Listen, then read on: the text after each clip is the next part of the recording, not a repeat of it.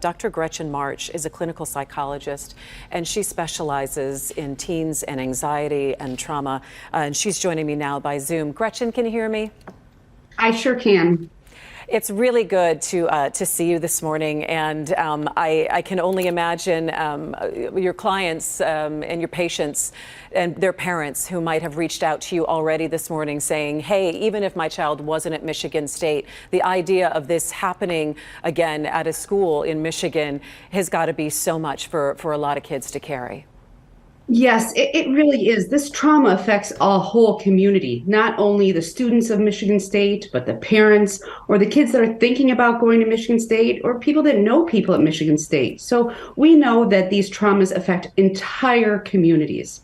And it's a really difficult time for the entire community and the entire state of Michigan.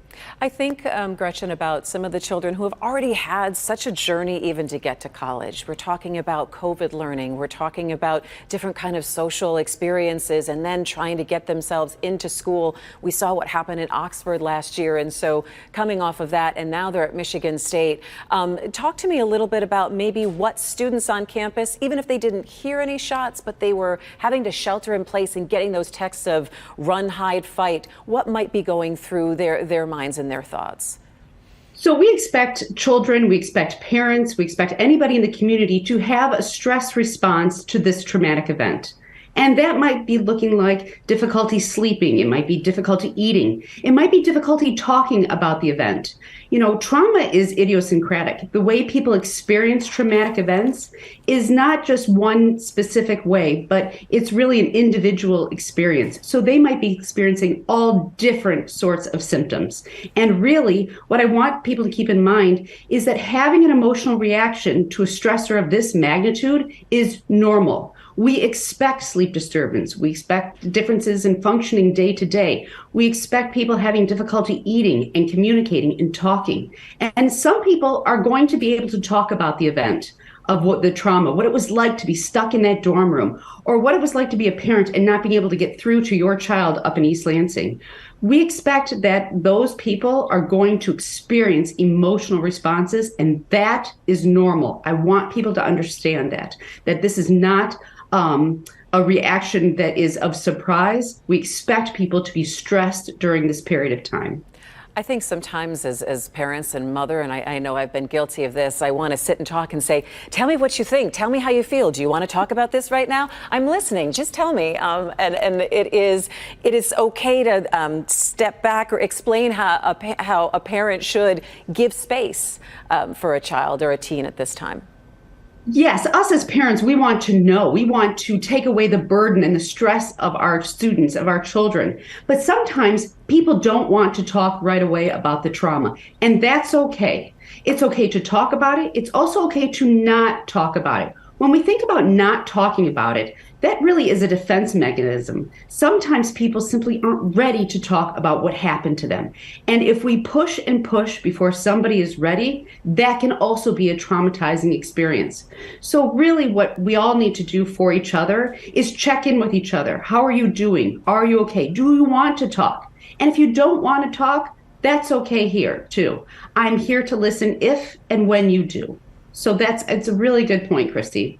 Also, I'm thinking about the kids who maybe last night had to calm their parents down a little bit more or continue to take the phone calls of every 20 minutes, a parent calling saying, are you okay now, or what's happening now? I think it's probably two ways. So a parent could be holding the line for a very anxious child, being it's okay, and then the parent falling apart later because they've had to hold it. And then a child having to kind of hold that stress and make it okay for the parent, or seem to keep telling them that they're okay. How can we, I guess the reaction of both of those things, what can we expect from that, and how should we deal with that today? So a parent's role is to communicate to their child that this is a traumatic event and that we are going to be able to get through this. And if a parent is having difficulty with their own emotions, whether it's a school shooting or any other traumatic event that your child experiences, then that parent needs to go get help. Because we also know that parents that over talk or over communicate their fears and their worries, you know what? That's modeling an anxious response for that child. And that child, that student, will become increased in anxiety and stress. We also know that, Christy, you mentioned on the child's way or the student's way, a student can say, Mom, you know what? I simply can't talk about it anymore. It's too much for me. Communicate to your parents, Mom, I'd love to pick up the phone. I just can't right now. I need some downtime. I need to go for a walk. I need to sit with my friends and talk about what happened. So really communicate. And also, if a parent is having a difficulty with their own emotional reaction, then they need to go seek treatment separate from the child.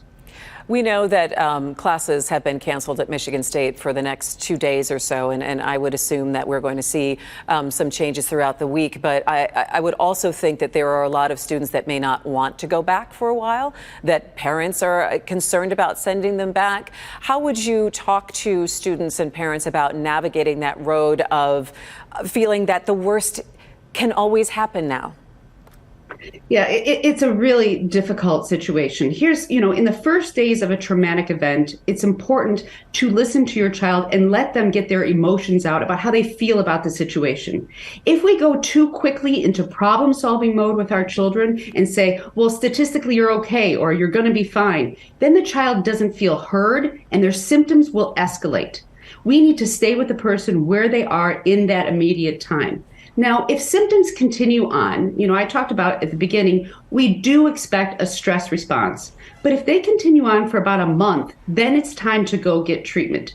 I think it's really important to point out the majority of people who suffer traumatic events, like a school shooting, the majority of them, the research says about 80% of them will not suffer mental health problems because of the traumatic event. So humans have an amazing way to be resilient, and 80% will be. Now, that 20% that is suffering, that is having difficulty, maybe they start to have feelings of depression or anxiety, then it's time to go get treatment. If a child wants to come home, I say bring them home. That communicates when you are in a period of stress and discomfort, I will listen to you and I will meet you where you are. When you do those sorts of behaviors, symptom reduction will decrease significantly and dramatically. I think when we see these next couple of days, we're going to know the names of the victims later on this afternoon, and then there is always this collective grieving. There will be memorials, there will be flowers at places, there will be a large community response. Talk to me about how effective that can be, or sometimes how difficult that collective community mourning is, or is it helpful in a way? It really is helpful. We know that grief is a process that someone needs to go through, that there are, sometimes people talk about it as steps or phases, but there is a process of grief, of losing somebody you care about, losing the feeling of safety. And we know that social support is one of the biggest things that we can do for ourselves to help us cope through difficult times. Another thing that's really also very important is pay attention to your biology, your psychology, and your social network.